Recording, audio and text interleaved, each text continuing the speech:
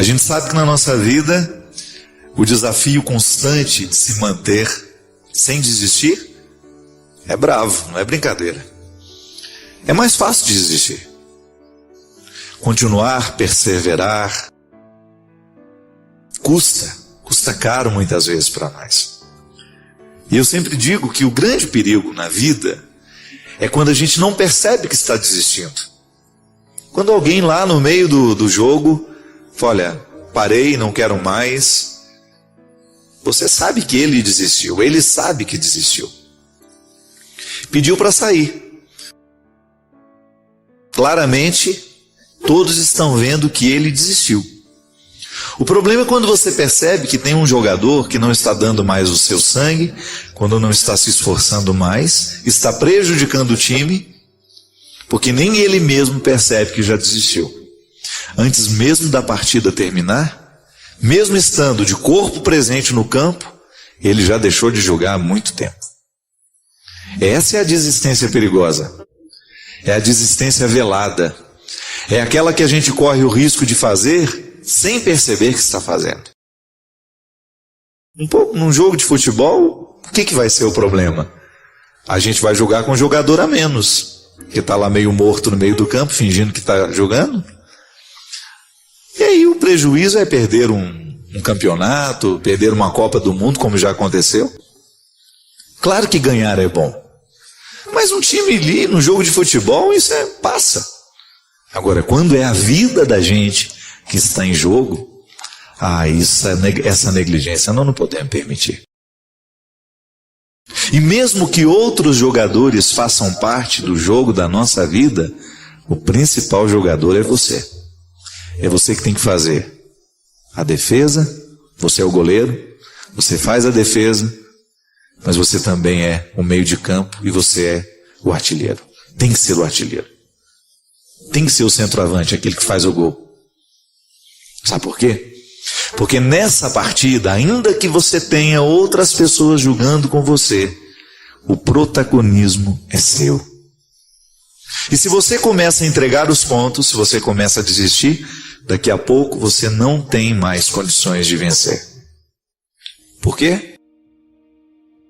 Acostumou-se com a desistência. Acostumou a perder. Foi abrindo mão de coisas preciosas, de situações preciosas, de pessoas preciosas, de realidades preciosas, porque não estava atento com o jogo que estava acontecendo. Sabe, minha gente, eu tenho pedido muito a Deus de me dar a sensibilidade de perceber a vida que eu estou vivendo. Eu não quero viver sem perceber a vida. Eu não quero correr o risco de que a pressa dos meus dias venha me retirar a capacidade de saborear cada momento que eu posso viver. Ainda hoje estava conversando com uma amiga dizendo que às vezes eu tenho medo de estar dando à minha alma um tratamento que ela não merece. Não estou falando da minha opção de ser padre, viu? De jeito nenhum.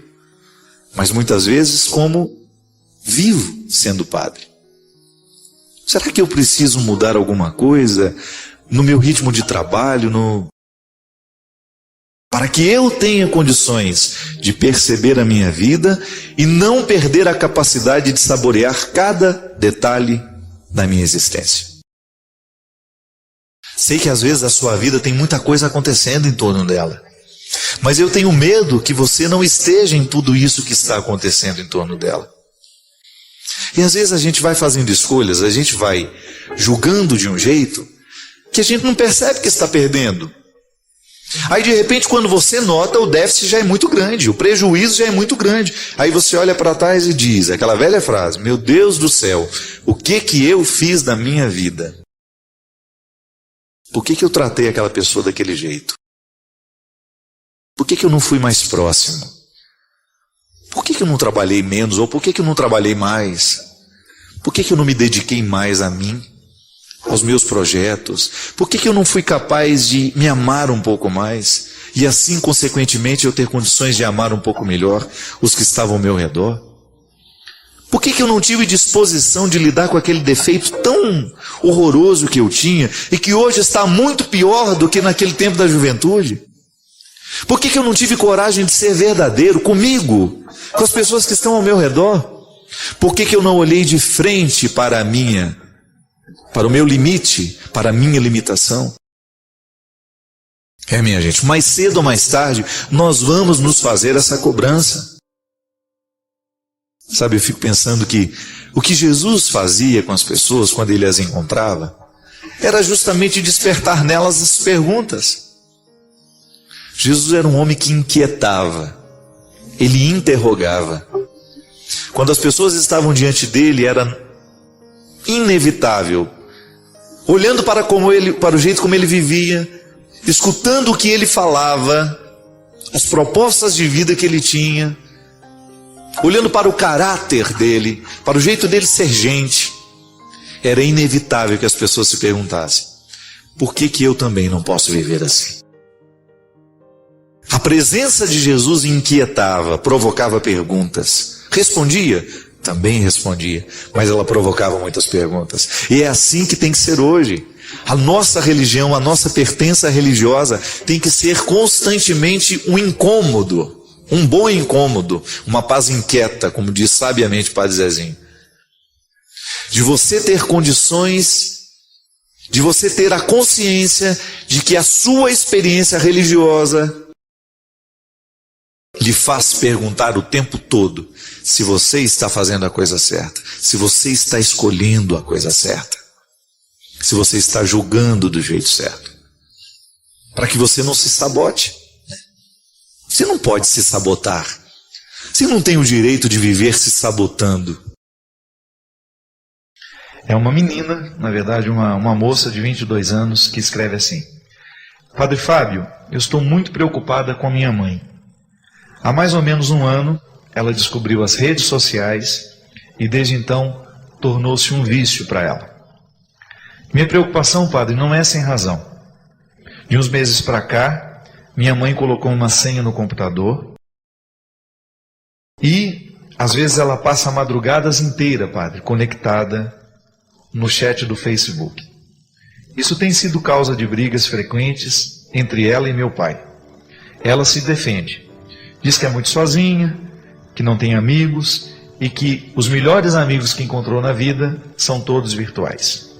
Eu tenho 22 anos, já estou terminando a minha faculdade, sou filha única, trabalho e fico pouco em casa.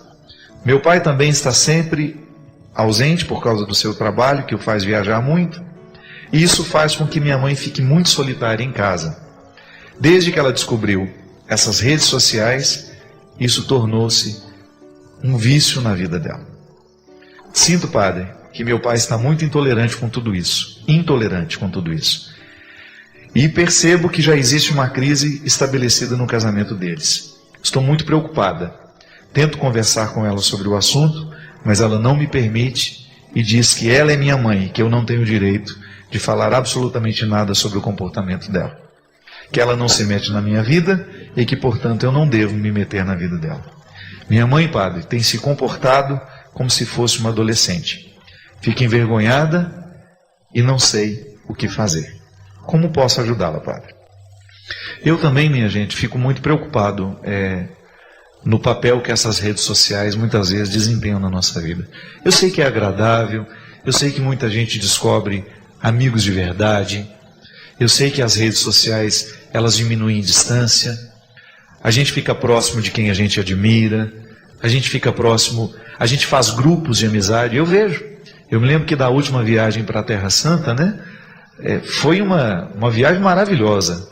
Nós ficamos em 220 pessoas, para você ter uma ideia, peregrinando durante 10 dias pela Jordânia e Israel, e nós saímos de lá, vários grupos de amigos mesmo. Aqueles ônibus criaram uma fraternidade tão grande, porque nessas peregrinações a gente fica junto o tempo todo.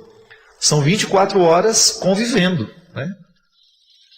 E é claro que dali essas pessoas saem motivadas a continuarem. É uma forma de estender aquela viagem para as suas vidas. E ali nós temos lá o Facebook, as comunidades os viajantes, né? Os peregrinos da Terra Santa. Eu acho bonita a maneira como eles partilham fotos, as alegrias da viagem que ainda duram até hoje. Porque uma viagem para a Terra Santa, ela não termina nunca dentro da gente, sobretudo por causa dos amigos que a gente fez lá. De vez em quando eu vejo os ônibus, que eram divididos em ônibus, né? O ônibus vermelho, o ônibus amarelo, o ônibus vermelho se comunicando entre eles para que eles possam se encontrar, para que possam fazer uma confraternização, ou até mesmo combinando novas viagens. Isso é muito saudável. É importante, eu gosto de dizer isso. A gente precisa estar próximo de quem nos faz próximos de Deus. Então, de repente, você descobre que naquele grupo virtual você tem amigos que lhe fazem ser amigo de Jesus. Então, pronto. Isso é um valor. O que a gente não pode permitir é que essa vida virtual venha a abarcar, isto é, tomar conta de toda a nossa vida. A gente não pode esquecer que a gente tem pessoas do nosso lado, né? Que a vida é real, que a vida é concreta, que eu tenho que me preocupar com os meus filhos, que eu tenho que me preocupar com o meu marido, que eu tenho que me preocupar com a minha esposa, que eu não tenho o direito de ficar tirando muito tempo do meu dia, da minha dedicação, para ficar lá naquele Facebook o tempo todo, naquele Twitter o tempo todo, no e-mail, nas salas de bate-papo. Eu preciso dosar. E eu fico preocupado como muitas vezes essas redes nos infantilizam mesmo, nos retiram da responsabilidade, melhor dizendo. Não é só infantilizar, é nos fazer esquecer que nós temos responsabilidade. Eu fico me policiando. Quanto tempo eu gasto do meu dia na minha internet? Minha gente, isso aqui é um perigo. Ó. A gente fica. Como é que é? Peraí, só que eu tô... Tudo é urgente, tudo é importante, né? Já observou que hoje tudo é importante? Parece que alguma coisa mudou. Nós estamos considerando que tudo agora é importante. Eu estou jantando e aí eu paro. Gente, desculpa que esse e-mail aqui eu preciso responder agora. Aí começa. Isso é mentira. Não tenha nada nessa vida que não possa esperar terminar um jantar que você está fazendo com seus amigos, com seu esposo, com seus filhos. Você precisa entender que os meios virtuais, e a vida vai ser cada vez assim mais, não tem como voltar atrás. Você precisa entender que essa vida virtual é apenas um complemento, uma parcela. Ela nunca pode ser maior do que a vida real. E vida real, não estou dizendo que a vida virtual não é real. Não estou dizendo que aqueles amigos não são de verdade. Não. Eu só acho que você não tem o direito de colocar na vida virtual mais importância do que os seus relacionamentos, do que as suas urgências. O que realmente é urgente na sua vida? E é muito preocupante isso. Imagina uma menina de 22 anos tentando convencer a mãe de que o comportamento está inadequado. Está vendo como os papéis se invertem? Porque hoje é muito comum que a gente encontre pessoas realmente esquecendo da maturidade que já alcançou na vida e regredindo. Porque isso é muito perigoso. Isso pode regredir. Esses relacionamentos virtuais, quando não bem administrados, eles podem fazer abrir porteiras na sua vida que depois você não sabe fechar mais. Minha gente, quanto casamento está sendo terminado, está sendo minado por causa dessas benditas redes sociais, mal utilizadas.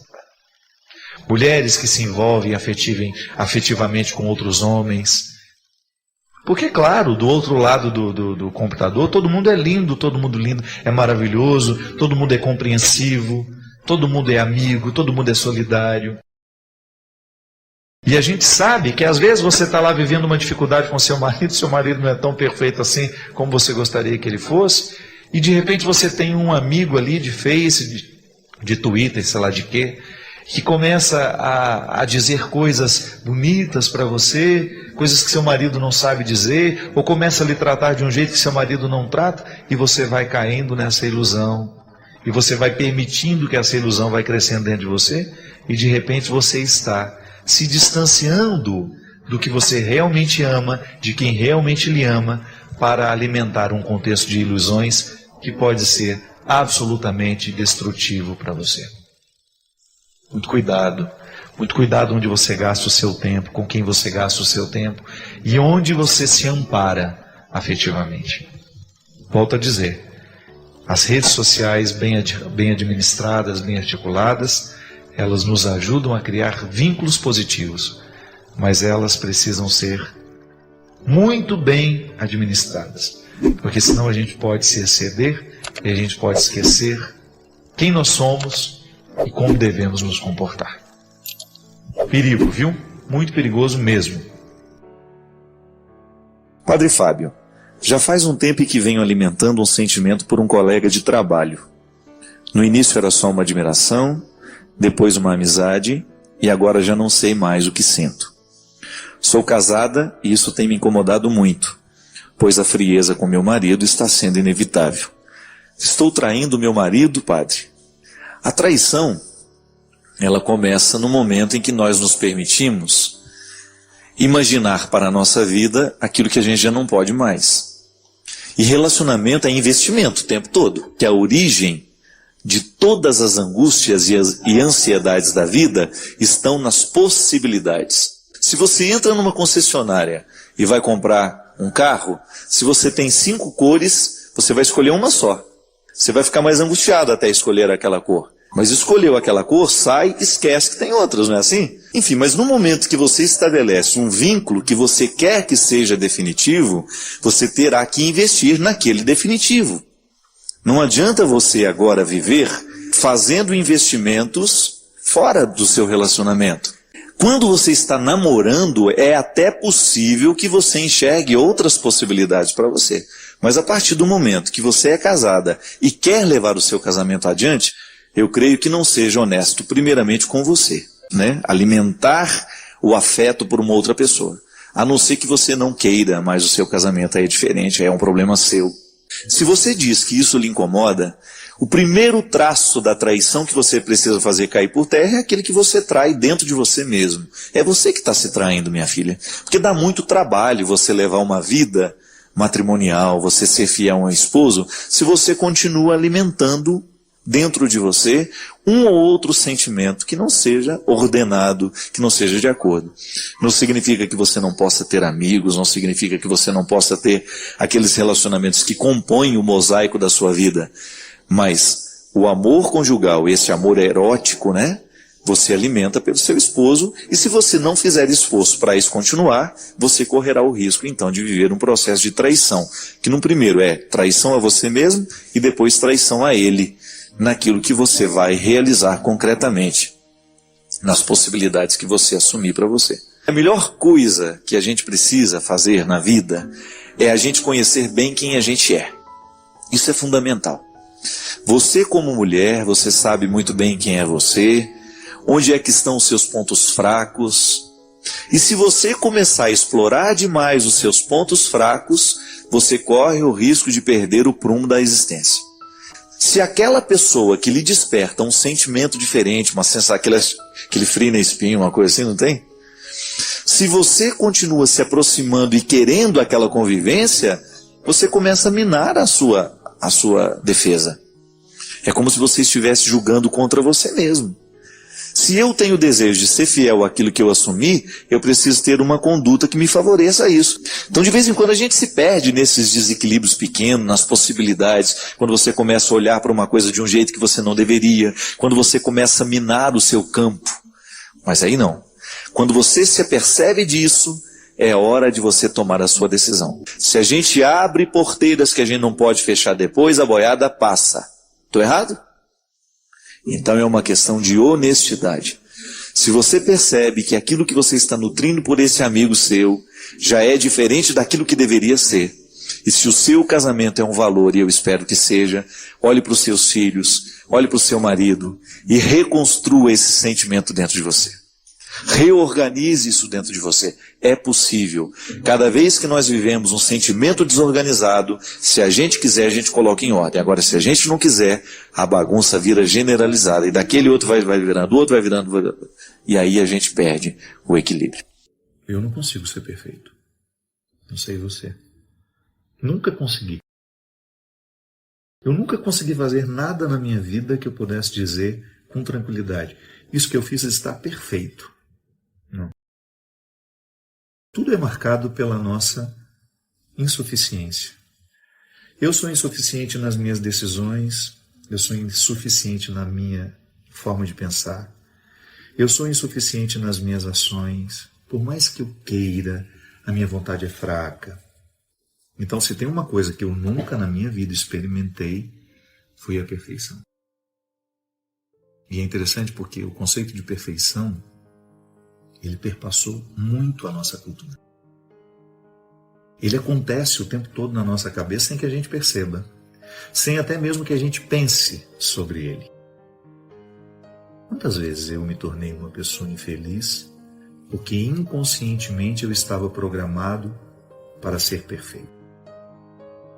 Como é que alguém é programado para ser perfeito?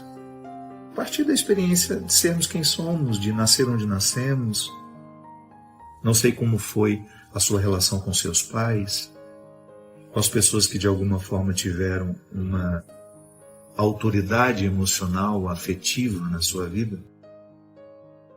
O que eu sei, sem medo de errar, é que muitos de nós fomos criados com a pretensão de que deveríamos ser perfeitos. Inclusive porque a gente fazia uma associação assim: se eu não for perfeito, eu não serei amado, eu não serei querido, não serei aceito. Quantos de nós infelicitamos bons períodos da nossa vida porque a gente queria ser perfeito?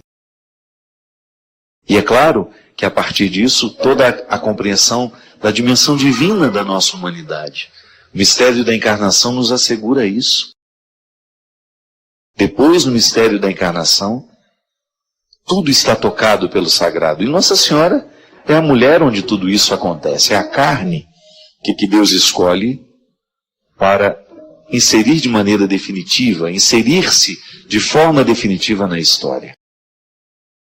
E a partir dessa construção teológica de Nossa Senhora, às vezes a gente perde alguns elementos humanos dela.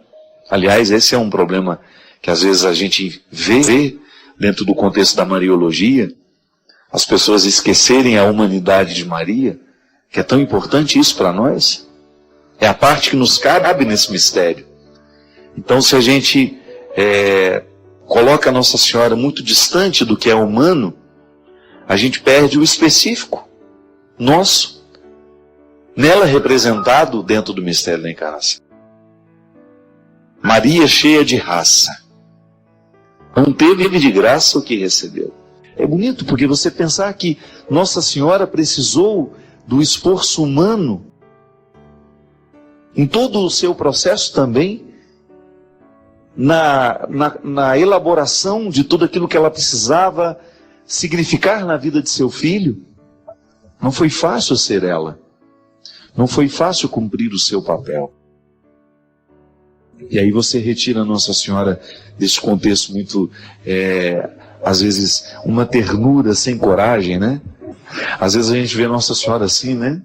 Muito frágil. A própria, muitas vezes, a própria representatividade na própria imagem que às vezes a gente tem dela. Uma ternura que dispensou a coragem. Não, pelo contrário, né? Essa ternura só é possível porque essa mulher teve muita raça. Ela precisou enfrentar os desafios diários de sua maternidade. Precisou lutar no seu dia a dia para poder exercer o papel na vida de seu filho Jesus e enfrentar a sociedade do seu tempo. Aqui é uma passagem muito interessante que mostra essa força de vontade como um elemento essencial na vida de Nossa Senhora. Porque Deus nos transforma a partir da vontade, né? O fortalecimento da vontade é um processo necessário em nós. A relação sempre foi muito tranquila, ela está dizendo, muito companheirismo. E ela coloca uma coisa interessante aqui. Eles nunca brigaram durante todo o processo do namoro. E no começo do mês de junho, 5 meses depois de casado, ele simplesmente disse que cometeu um erro e saiu de casa. Foi embora. Foi como se uma bomba tivesse caído sobre a minha cabeça, padre. Minha família está muito abalada, a dele também, principalmente a mãe dele, que é muito católica. Eu o amo, sempre fui uma boa esposa, sempre fiz tudo certo. Não sei o que fazer, não entendo por que ele fez isso comigo. Não sei mais se posso reconstruir a minha vida. Por favor, me dê uma luz. Primeira coisa, minha filha, não se casa com uma pessoa com quem você nunca brigou, né? Isso não é um valor, com todo respeito. Uma relação ela só pode ser compreendida como saudável se há desentendimentos também. Às vezes nós temos uma visão muito romanceada, muito romântica do outro, né? Com todo respeito a você, minha filha, ao me contar que você nunca brigou com seu namorado, que você se casou com ele, sem nunca ter tido um conflito com ele, você entrega para mim a prova concreta de que o casamento de vocês não deveria ter acontecido. Sabe por quê? Porque a gente só pode se casar depois que você viveu todas as fases do conflito. Porque senão você está casando com um príncipe encantado. E ele está casando com uma princesa. Recorda-se, o meu livro Sequestro da Subjetividade fala disso. Que existem relações que elas são pautadas a partir dos contos de fadas. A menina espera que o príncipe encantado chegue. E um dia ela acha que encontrou esse príncipe encantado. Daqui a pouco ela descobre que ele é um sapo. Ela vai embora. O encanto se desfaz. Da meia-noite às badaladas do relógio e tudo vira abóbora. Veja bem, se ele foi embora é porque se estabeleceu a decepção dentro dele. Não brigar não é valor, gente. Pelo amor de Deus. A vida humana é feita de conflitos. E a gente só estabelece os verdadeiros amigos depois dos conflitos. Se na relação de amizade o conflito é necessário para você saber que ama, muito mais uma relação que vai virar casamento, que vai virar família. Então às vezes a gente erra por ter uma visão romântica das coisas. A visão romântica das coisas é aquela visão ingênua de achar que tudo vai ser perfeito, de que tudo será maravilhoso. É igual aquela menina que sai do interior, vai morar na capital para estudar, achando que ela vai viver um sonho de Cinderela. Chega lá, começa a dar tudo errado, ela volta embora 2, 3 dias depois. Tem que voltar mesmo. Se está esperando que a vida seja fácil, está esperando que tudo vai ser simples, não. Dá certo na vida é quem sabe enfrentar o conflito. Quem tem força o suficiente para deixar cair por terra as visões ingênuas que alimenta. Volto a dizer, é processo de maturidade. Uma criança sempre tem uma visão ingênua da vida. Gente, a história da humanidade é marcada pelo processo do deslocamento da visão ingênua até a filosofia. Quando relampeava relampejava, como é que fala isso? Relampeava mesmo? O relâmpago. Quando relampejava, sabe o que a gente falava? Papai do céu está bravo. Isso é uma compreensão mítica da realidade. Isso é uma explicação fácil.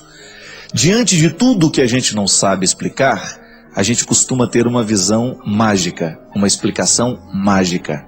A sabedoria, a inteligência, ela consiste em nós sabermos adequar as respostas para as devidas perguntas. Conflito é isso.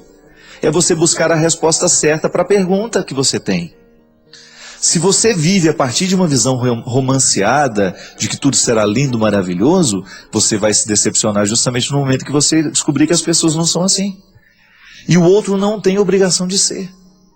Muitas vezes, minha filha, uma situação como a sua, você não é a única.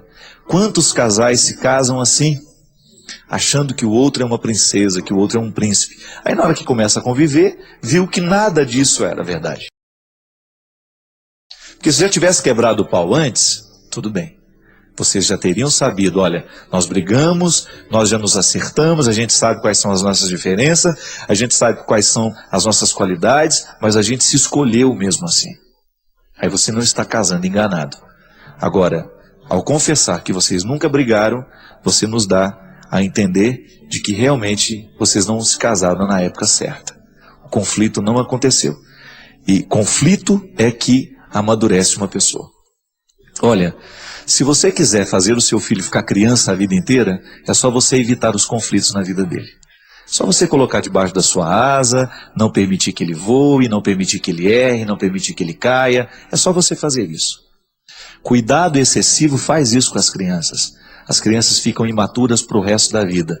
Aí você vai ver aquele homem lá de 40 anos que ainda tem dificuldade de lidar com as próprias dificuldades. Dificuldade com a própria dificuldade. Ele não sabe lidar com os limites que tem.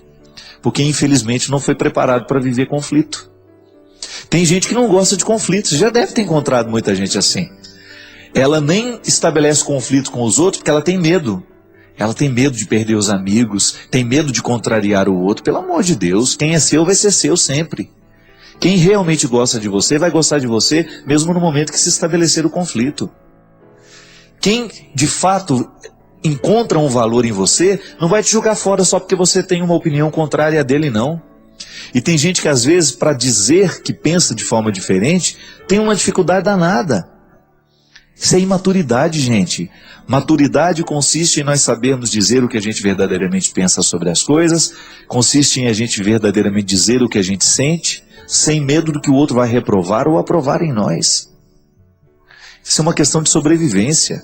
Se a gente não investe nesse processo de maturidade, nós vamos chegar aos 40 anos com a mesma idade mental e sentimental e afetiva de um adolescente de 12.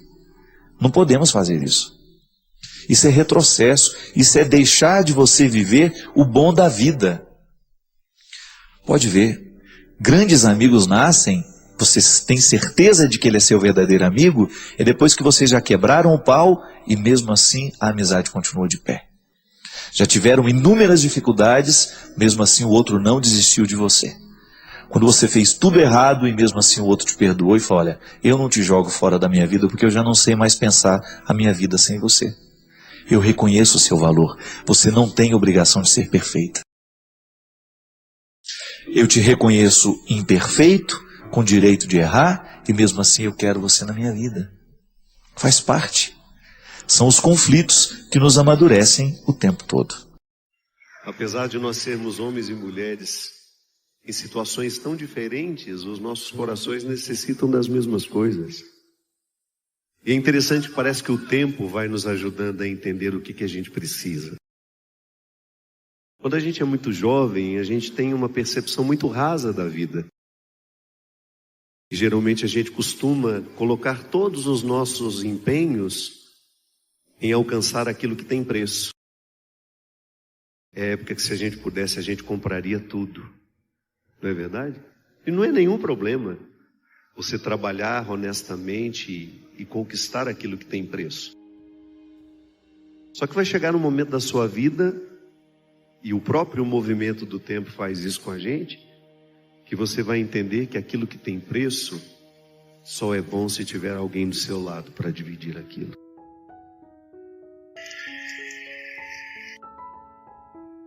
Aí você entende a grande diferença que existe entre aquilo que tem preço e aquilo que tem valor. Você pode comprar uma companhia, é fácil comprar. Basta você ter dinheiro, bancar uma festa, bancar alegrias, e aí você vai estar rodeado de pessoas. Mas não se iluda. Você pode comprar uma companhia, mas não pode comprar um amigo. Porque a amizade não é o dinheiro que nos traz. A amizade é uma conquista. Aí você vai entender que aquilo que tem preço, você trabalha para ter. Aquilo que você tem, aquilo que tem valor, você precisa cultivar, senão você nunca vai ter.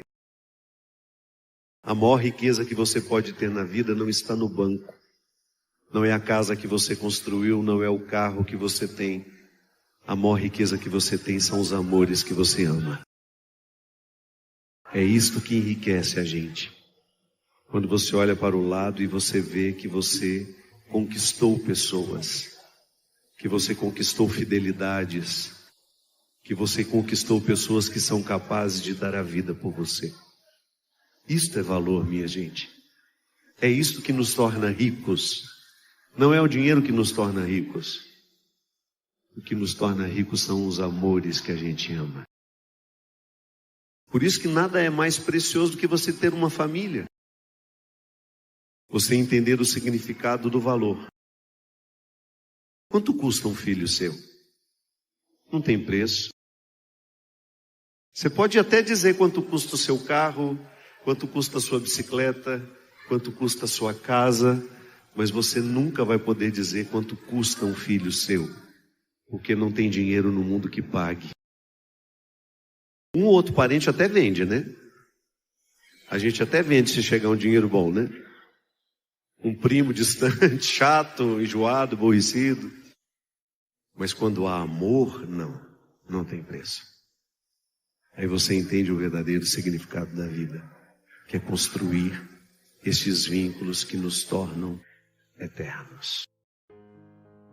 Desejo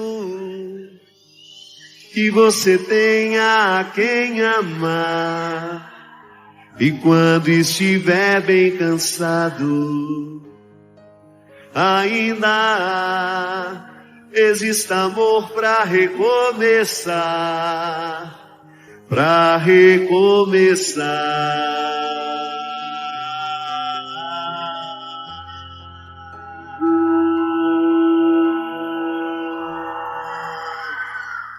Para recomeçar.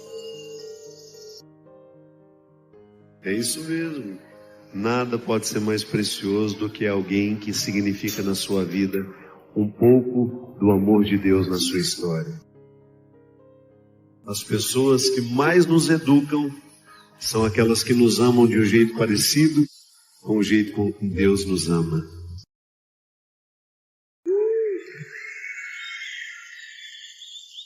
Você sabia como é que o amor de Deus se manifesta na sua vida? Por meio de um outro amor. Porque tudo o que Deus faz em nós é a partir de uma linguagem que a gente entende. Nós somos homens e mulheres. É com a linguagem de homens e mulheres que Deus age na nossa vida. Ele não cria uma linguagem diferente, não. Ele vai falar de um jeito que você entenda. Porque o desejo dele é que cada vez mais você o conheça. E o mais bonito, onde é que Deus está?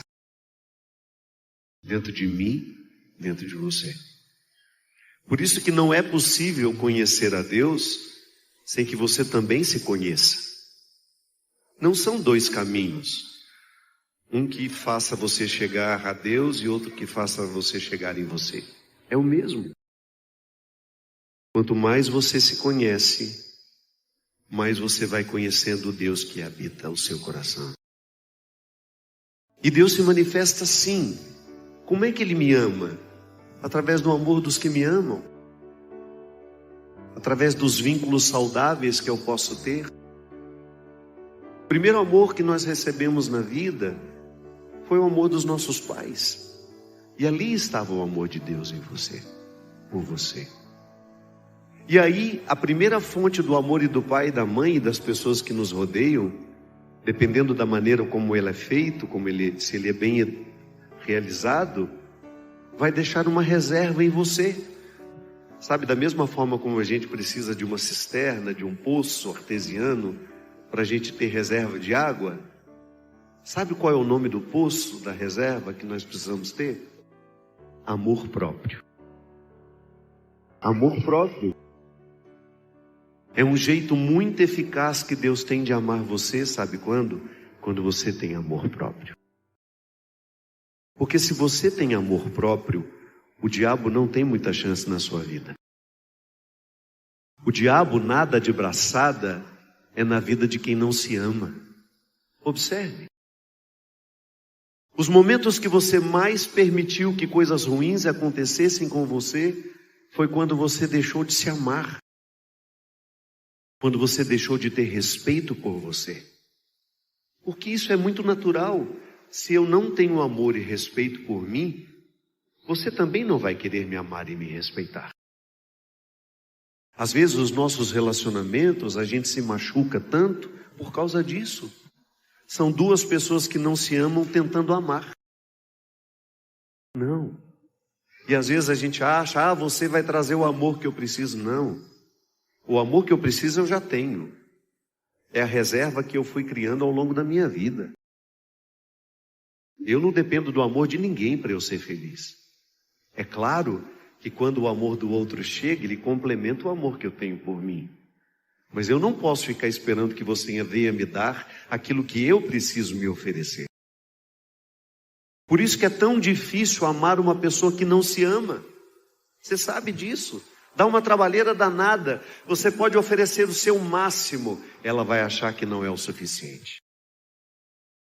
A pessoa que não se ama está sempre esperando que nós façamos por ela o que ela já deveria ter feito por ela há muito tempo. Quando você se ama, fica mais fácil você ter um bom relacionamento. Quando você se ama, fica mais fácil ser seu amigo. Quando você se ama, é mais fácil ser seu filho, ser seu marido, ser seu irmão. Quando você se ama, o diabo pode até passar perto, mas ele não pode fazer nada contra você, porque a blindagem que Deus colocou na sua vida não é o crucifixo que você leva no peito, não é a medalhinha de Nossa Senhora, é o amor próprio. Quem te protege das ciladas do demônio é o seu amor próprio, que é onde Deus habita, que é onde Deus está agindo para te proteger de todo mal. Quem se ama não se droga, quem se ama não se vicia. Pode observar, a pessoa que tem amor próprio, que tem respeito por si mesma, ela não vai querer se alcoolizar, ela não vai querer ficar viciada em nada que possa retirar o centro das suas decisões. Uma pessoa que se ama não vai aceitar se prostituir. Se quiser entrar na minha vida, retire as sandálias dos teus pés, porque este território é santo.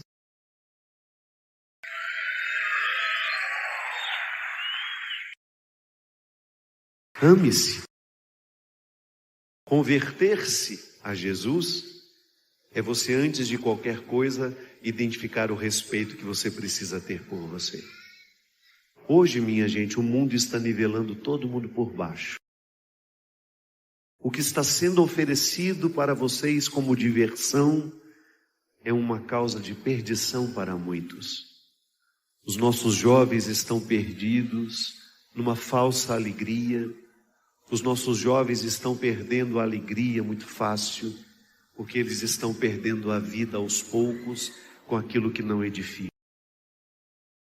Ambientes deploráveis a gente chama de alegria. Não. Alegria é você ter a felicidade de ser quem você é, de estar batalhando para você se tornar uma pessoa melhor, estudando para poder vencer na vida. É assim que Deus nos quer, no lugar certo, sendo a pessoa certa. Que às vezes a gente é a pessoa certa, mas não adianta nada, está no lugar errado. Você tem que ser a pessoa certa, no lugar certo. E aí você constrói aquilo que edifica. Ame-se. Eu sei que às vezes a nossa vida, por causa dos erros que a gente comete, a gente não se perdoa, a gente vai minando o amor próprio da gente, a gente vai jogando fora o amor próprio. Às vezes relacionamentos doentios, infidelidades estragam o amor próprio da gente. Você esquece do valor que você tem.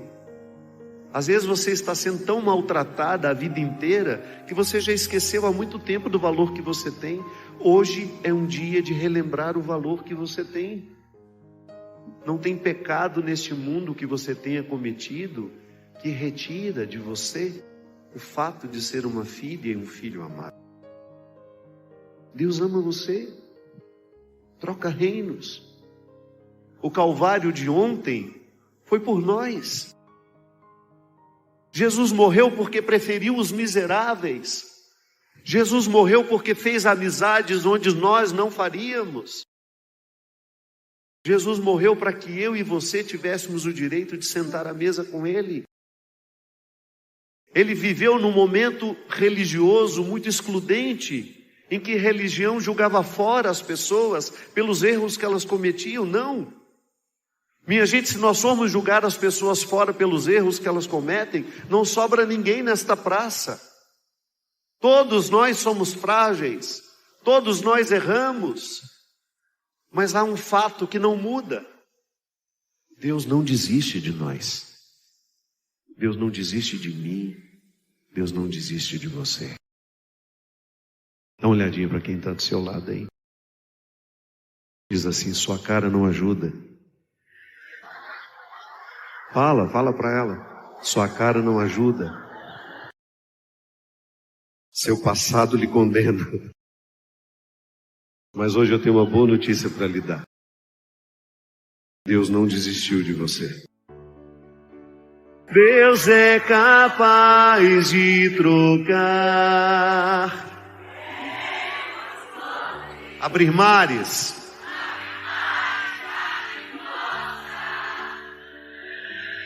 e se preciso fosse, daria novamente a vida por ti.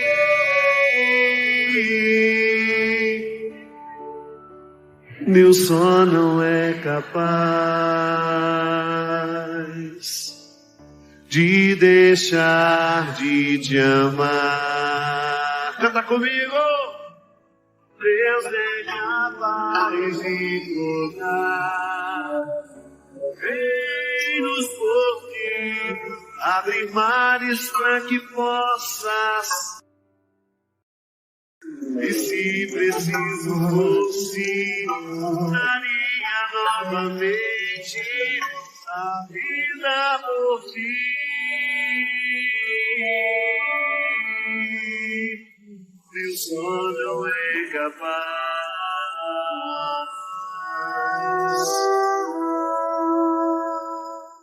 de deixar de te amar. A gente não tem como modificar a maneira como nós saímos de casa. Nós não temos como alterar um só centímetro do que nós escolhemos viver com as pessoas. No passado a gente não mexe, mas a gente pode alterar a maneira como nós vamos voltar para casa e a partir deste momento encontrar uma nova maneira de conviver e de ser com quem a gente ama. Que a vida é trem-bala, parceiro, e a gente é só passageiro, prestes a partir.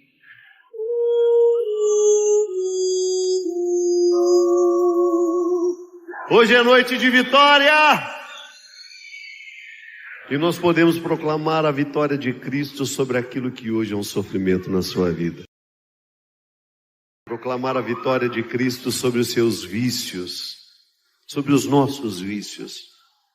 Proclamar a vitória do sepulcro aberto sobre as nossas enfermidades físicas, psíquicas, emocionais.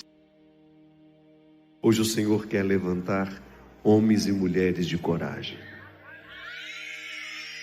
para vencer as lutas que a vida nos der, com coragem, com muita coragem. Vencer as batalhas que a vida nos colocar, porque é para isso que viemos. Ser gente de coragem. Hoje, uma oportunidade linda para a gente cantar isso. Observe que você está fazendo um compromisso com este refrão. Você fará a sua parte. Vou perseguir tudo aquilo que Deus já preparou para mim. Vou persistir. E mesmo nas marcas daquela dor, vou continuar. Porque é assim que Deus nos faz vencedores. Colocando em nós a coragem para vencer aquilo que precisa ser vencido. Fazendo a parte que nos cabe deste milagre. Restituindo o amor próprio que é tão necessário para nós estarmos prontos para a nossa vida. Comigo.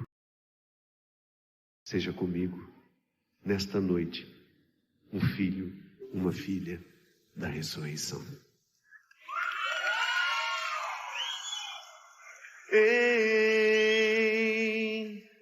Qual que é o nome sobre todo nome? Jesus.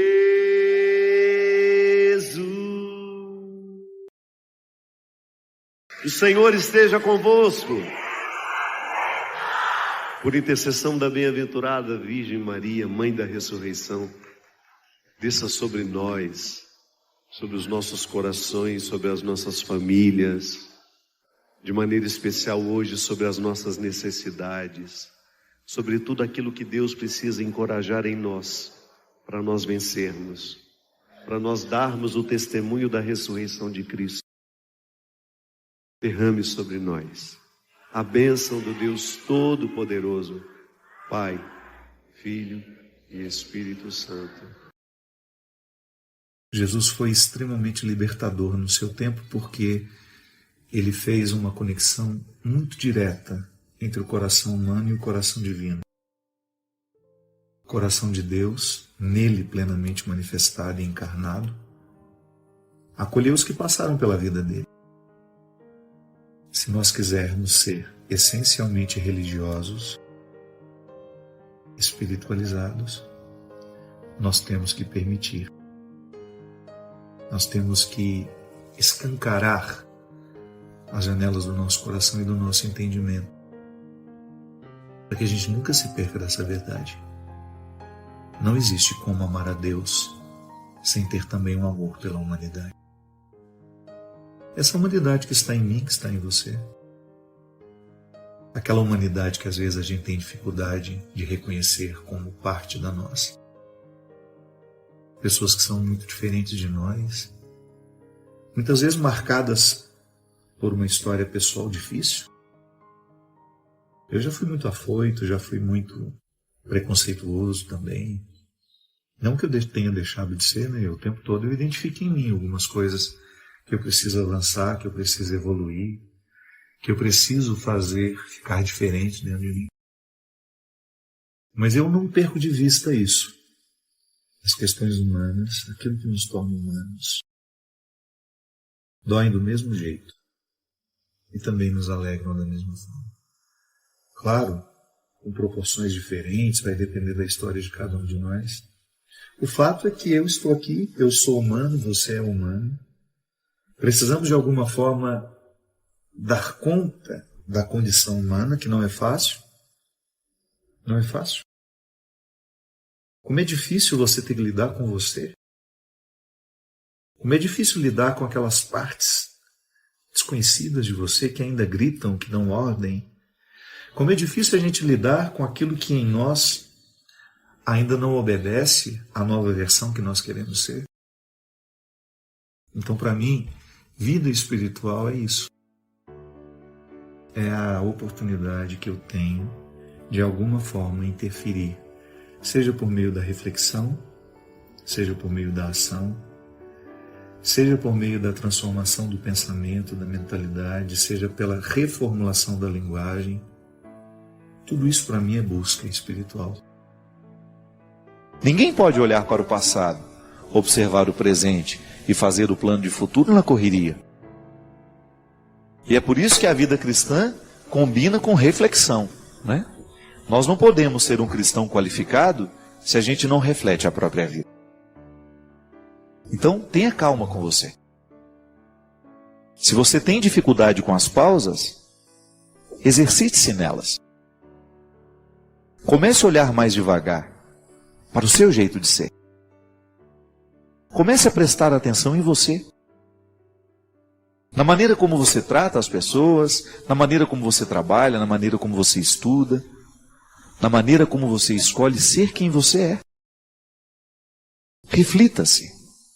Seja capaz de colocar para você mesmo, até descrever de vez em quando, quais são os seus maiores defeitos, o que você tem feito para superar cada um deles. Quais são as suas qualidades e o que você tem feito para fazê-las crescer ainda mais. Essa é a pausa reflexiva. É o momento que você tem a oportunidade de qualificar a sua vida. De fazer esse exercício e reconhecer nele um ato religioso. É um rito religioso. Refletir-se à luz de Jesus. Ter a oportunidade de observar-se. Para a partir desta observação, modificar, crescer, avançar, ir além. É o que eu desejo para você. Que hoje, ao observar a sua vida, ao prestar atenção na maneira como você está vivendo, você se comprometa com você. Porque o primeiro a ser beneficiado com a sua mudança não são os outros. Os primeiros não serão os outros. O primeiro a ser beneficiado com tudo aquilo que você vai se proporcionar, mudar, ser melhor, é você mesmo. Porque no fundo, o maior conforto que nós podemos desejar nessa vida é estar feliz em nós mesmos. É você estar satisfeito, sabendo que você está sendo o ser humano que você pode ser. E ninguém pode chegar neste lugar, ninguém pode alcançar essa condição sem se refletir. Por isso hoje eu desejo que o olhar de Jesus, ao olhar nos seus olhos, ele possa provocar em você silêncio. Que ele possa provocar em você este desejo de olhar para você mesmo, sem os seus excessos, viu? Sem as suas mentiras. Às vezes você precisa das suas mentiras para que o outro te olhe melhor. Deus não precisa disso. Jogue fora todas as mentiras que você conta para você mesmo. Todas aquelas explicações que você se dá. Você não precisa delas neste momento. O Deus que te olha, o Deus que te encontra, dispensa toda e qualquer mentira que você tenha contado para você mesmo. É você e sua verdade. É neste território que Deus quer agir. Por pior que seja a sua indigência, por pior que sejam os seus erros, por pior que seja o seu passado, a sua história, nada disso vale agora. Sabe por quê? Porque Deus nos enxerga com olhos de futuro. Ao me encontrar, nessa noite de hoje, ao lhe encontrar, Deus só enxerga o futuro. Não é maravilhoso isso? Pensar que hoje Deus só enxerga futuro em você? Isso é salvação. E se a gente aceitar que Deus nos salva com o seu olhar, um olhar que tem o poder de nos reinaugurar, de nos trazer vida nova. O Senhor esteja convosco. Ele está no meio de nós. Derrame sobre todos nós a sua bênção. Deus Todo-Poderoso, Pai, Filho e Espírito Santo. Às vezes nós temos aquela impressão de que nós estamos fazendo para nós. Não é? Melhor, às vezes nós temos a impressão de que nós estamos fazendo para os outros, mas não é para nós. Repare nas suas necessidades. Você tem necessidades. Não adianta você querer oferecer ao outro uma solução se antes você não experimentou. Nós somos o lugar onde nós experimentamos a vida, minha gente. Eu preciso o tempo todo de palavras que pastoreiem a minha alma, porque muito facilmente eu fico nas facilidades do egoísmo. Muitas vezes eu fico nos vícios de uma vida desregrada, infeliz. Às vezes eu tenho uma habilidade enorme de ser o meu pior inimigo. Quantas vezes você foi o pior inimigo? O seu pior inimigo. Quantas vezes você teve aquela ilusão de que os outros é que lhe podiam destruir? Não é não. Porque em última instância é você que vai acolher a voz ou vai rejeitá-la. Aquilo que está sendo dito por fora, se você acolhe dentro de você, aí você se transforma em seu inimigo. Se aquilo que está sendo dito é ruim, você guarda. Nós somos muitas vezes traumatizados assim, né? Porque nós somos crianças. O pai, diante de uma dificuldade que você teve, chama você de burro. A palavra do seu pai é tão importante para você que você acredita que você é burro. E às vezes você passa uma vida inteira desperdiçando a sua inteligência, porque naquele momento da vida você acreditou no que o seu pai disse. Você não conseguiu desabrochar a sua inteligência porque você acreditou que seu pai disse que você era burro e você ficou. Não pode. Não pode. Você não pode cometer esse crime contra você.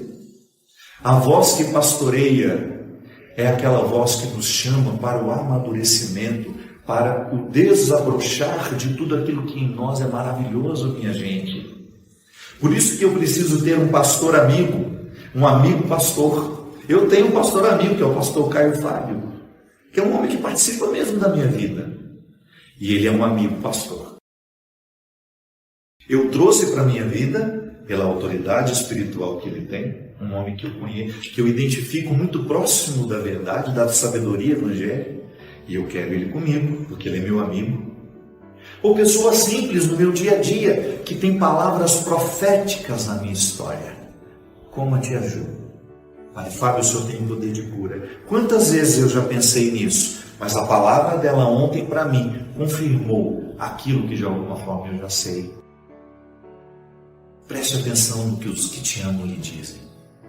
Você pode observar que muitas destruições acontecem na nossa vida quando nós paramos de ouvir as pessoas que nos amam, ou quando nós trocamos, deixamos de ouvir as pessoas que nos amam para ouvir aqueles que acabaram de chegar. Quantas vezes nos nossos relacionamentos a gente se destrói porque a gente deixou de ouvir as pessoas que nos amam? A infidelidade entre casais acontece muito nesse momento, quando a gente deixa de ouvir o outro, quando a voz do outro deixa de acordar o significado que a gente sabe que ele tem na nossa vida. E depois que você cai na traição, que você cai no sentimento de fracasso, o que mais lhe dói é isso. Em algum momento eu ouvi, muito mais a voz que não me amava. E ao ouvir a voz que não me amava, eu me transformei num ser humano que eu não gostaria de ser. Infiel, trapaceador, incapaz de viver o que há de mais sólido e bonito dentro das relações que eu estabeleci. Eu começo a morar fora de mim, porque as vozes que eu estou ouvindo não me chamam para dentro de mim, elas me expulsam. Ou as vozes que eu estou ouvindo ajudam a me edificar as moradas do pecado. Ou então a voz que eu estou ouvindo, ela aguça aquilo que em mim é mais sórdido, mais pecaminoso. E não é à toa que a gente tem aquele ditado, né? Diga-me com quem tu andas, e eu direi quem és. Eu modificaria que Jesus andou com muita gente ruim e não se transformou nelas. Diga-me quem tu ouves. Que às vezes você pode estar trabalhando com uma pessoa que você sabe que é ruim. Você anda com ela, mas você não permite as influências ruins dela sobre você. Porque a voz não te chama, a voz não repercute dentro de você. Quando ela chega, ela não produz frutos. Então, a voz que nos pastoreia. Se você quiser prestar atenção na qualidade da sua vida, é só você prestar atenção a quem você escuta. Quem tem influência sobre você? Quais são as vozes que despertam as suas vozes interior? Em algum momento da vida a gente precisa encontrar um lugar onde a gente possa aliviar o que nos pesa, o que nos amedronta. A religião nos oferece isso. A religião nos oferece muitas e muitas oportunidades de fazer com que a gente possa purificar o que está nos pesando, o que está nos amargurando. A gente reza, a gente encontra outras pessoas, a gente canta, a gente louva. Mas nós precisamos de outros rituais além dos religiosos. Aliás, existem pessoas que não conseguem nem viver dentro das religiões o processo da purificação, tem mais facilidade de viver em outras situações. Quando nós estamos à mesa, por exemplo, eu sempre digo, né? Muito mais do que matar a fome do corpo, o que nós precisamos é matar a fome que nós temos uns dos outros. É a oportunidade que a gente tem de sentir com o outro, né? De viver com o outro, de aliviar a nossa angústia, a nossa dor, porque aquele que está diante de nós nos proporciona isso. As religiões deveriam nos ensinar a consciência do momento presente. As religiões orientais são muito atentas a isso. Lamentavelmente, o nosso cristianismo ocidental, ele é muito disperso. Nós não temos muito o hábito do silêncio nas nossas missas. A gente sempre preenche com alguma coisa, né? A gente não suporta o silêncio. Se a gente sai, Se de repente se estabelece um silêncio entre nós, dá um desconforto, e a gente tem que preencher com alguma coisa, ainda que seja fútil. Quando, na verdade, o silêncio também é um estado de presença e também é uma comunicação. Estar atento àquilo que você está vivendo. Você sabe que um dos maiores prejuízos que nós temos como humanidade, isso foi sendo construído aos poucos, não somos por acaso, não ficamos assim da noite para o dia. Depois das muitas revoluções industriais, e aquela principal que aconteceu na Inglaterra, quando nós modificamos a nossa maneira de produzir o que nós consumimos, quando a produção deixou de ser artesanal e passou a ser em série, nós fomos crescendo cada vez mais e multiplicando gerações de pessoas ansiosas. A gente não tem mais paciência de esperar nada. A produção em série acelerou todo mundo. Os nossos resultados são muito rápidos, tudo muito rápido. E a ansiedade é justamente esse sentimento que me priva de estar aqui onde eu estou. Ou eu estou muito no passado, lamentando ou sofrendo pelo que acabou, ou eu estou no futuro, tentando ter um controle da vida que eu nem sei se vou viver. Quando, na verdade, o momento presente é a única realidade que de fato temos. Mas é isso. A gente ter a oportunidade de saber. Olho para o passado, olho para o futuro e preciso ter esse entendimento. Onde é que eu quero estar? E outra, e ter coragem também de viver esse tribunal diário. Às vezes a gente fica pensando que o tribunal definitivo após a nossa morte. Não. É interessante vivê-lo todos os dias. Todos os dias a gente precisa erguer esse tribunal, e nele nós somos réus, juízes, promotores, advogado de defesa. Todos os papéis a gente vive. Em última instância, quem nos dá a condenação não é o outro. Somos nós.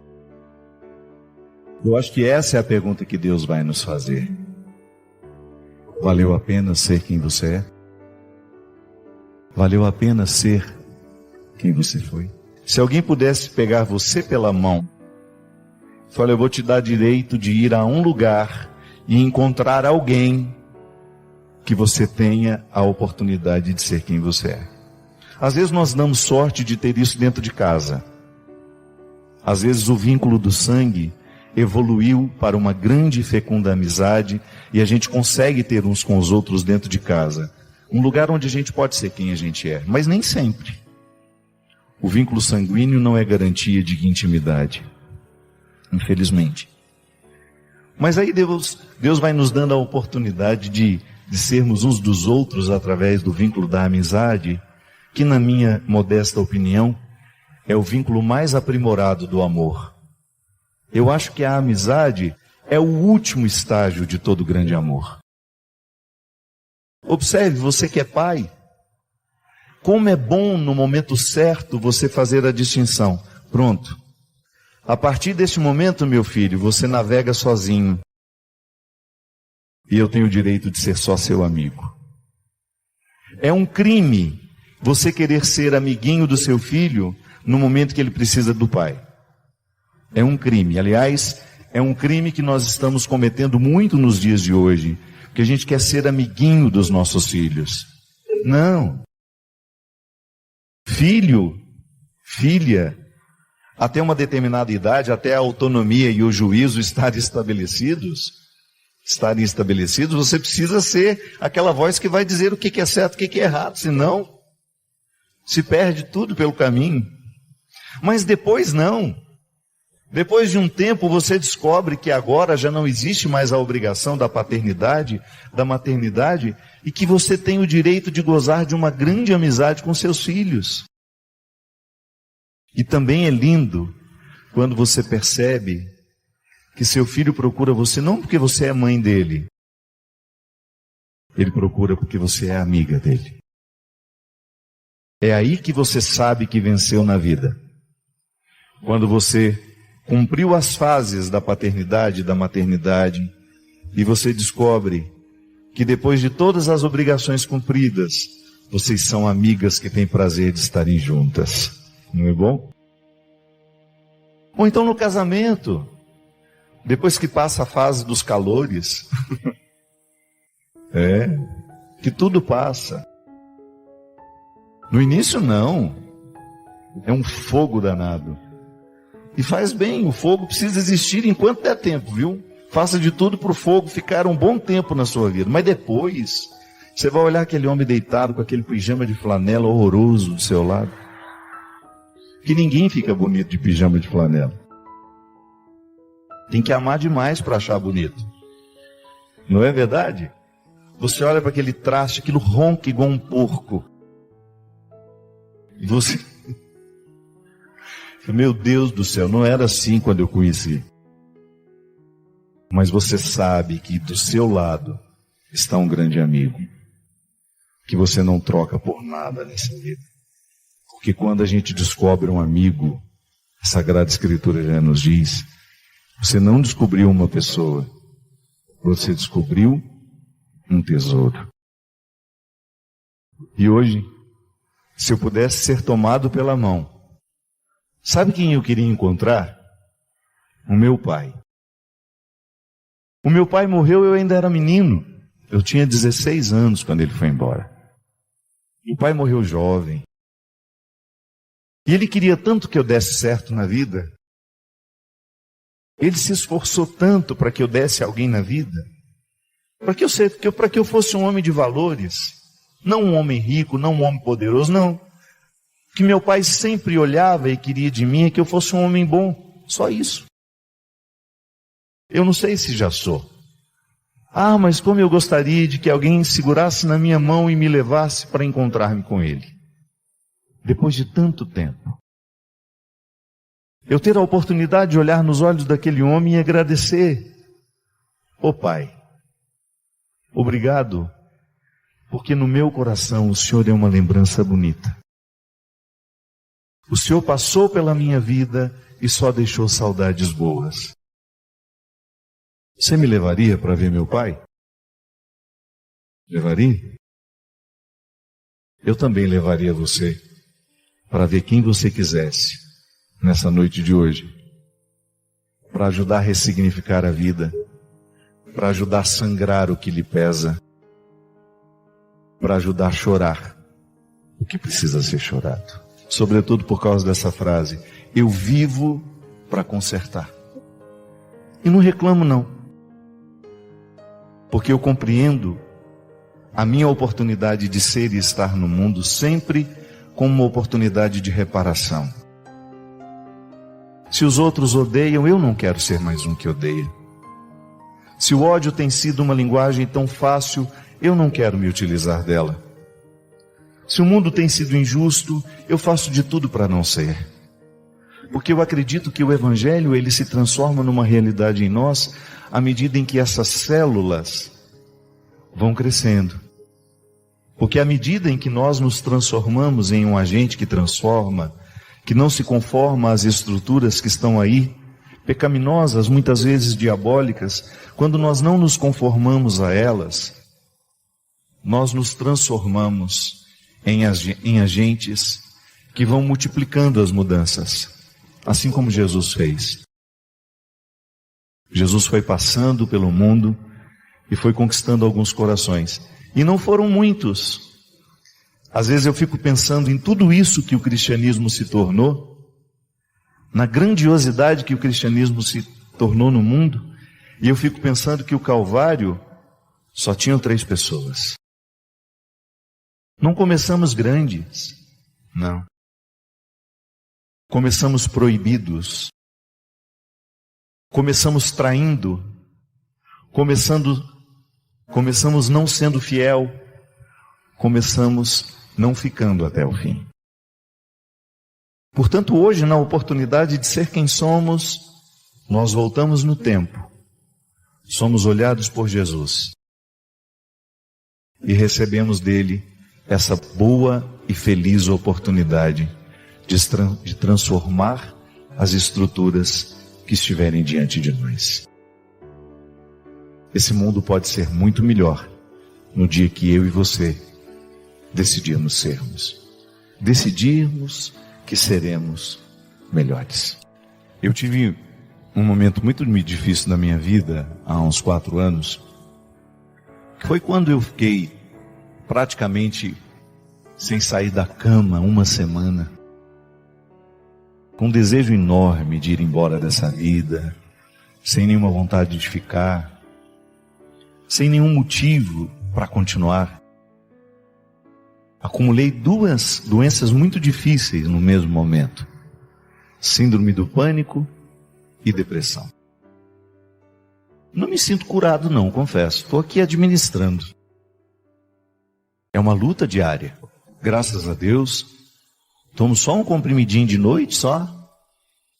Não tenho mais as medicações pesadas que eu tomava antes. Hoje procuro fazer de tudo para que a minha vida seja saudável, para eu viver bem. Me envolvo com os problemas até no limite que eu acho que é justo para mim. Mas naquele momento, eu retirei uma lição para a minha vida toda. É muito difícil. É muito triste viver aquilo. E a primeira tentação que a gente tem é de pensar que o outro pode nos retirar daquilo. É impressionante como nós achamos que os outros podem fazer por nós aquilo que só nós podemos fazer. Foi difícil entender. Foi muito difícil perceber que eu teria que passar aquilo. E por mais que as pessoas estivessem do meu lado, segurando as minhas mãos, sozinho eu teria de atravessar aquele mar. É como morrer, minha gente. Por mais que alguém esteja segurando a nossa mão, vamos morrer sozinhos. A morte é extremamente solitária. Da mesma forma como nascer também é solitário. Alguém ajuda a parteira ou o médico, mas nascer pelo processo natural é extremamente doloroso para a mãe e para o filho. A gente é literalmente expulso de dentro de um lugar extremamente agradável, que não nos falta nada. De vez em quando o desespero vem, é saudade do útero. Alguns processos são extremamente solitários. E não é que o outro não possa ou não queira, é limite. É um limite que se estabelece. Este caminho é meu. E por mais que alguém esteja segurando aqui do lado, quem fará são os meus passos. O Senhor esteja convosco. Por intercessão da bem-aventurada Virgem Maria, desça sobre nós, sobre os nossos corações, sobre as nossas famílias, a bênção do Deus Todo-Poderoso, Pai, Filho e Espírito Santo. Amém. Obrigado por se juntar a esta comunidade de aprendizado. Nos deixe saber suas ideias nos comentários. Inscreva-se para continuarmos nossa jornada juntos e convide outros a embarcarem nesta jornada.